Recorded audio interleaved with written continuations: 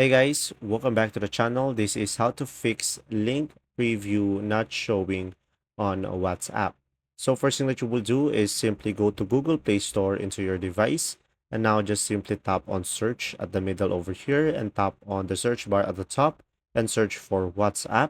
And from here just tap on a WhatsApp Messenger. And from here, guys, when it has an update, you should be able to update it over here.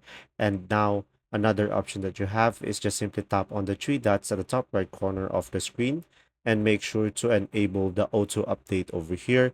So guys, for the first solution, make sure you are running the latest version of the app.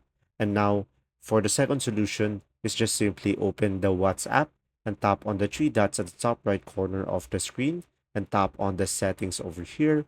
And from here, just simply tap on privacy and just simply go ahead and scroll down. And you should be able to see here, guys, advanced. So just simply tap on this.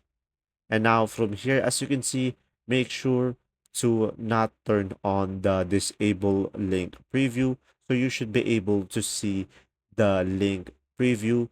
And this is the reason why the link preview is not showing, because this is enabled. And from there, you should be able to fix the issue. And that's simply about it. If this video was helpful, please like and subscribe, and thanks for watching.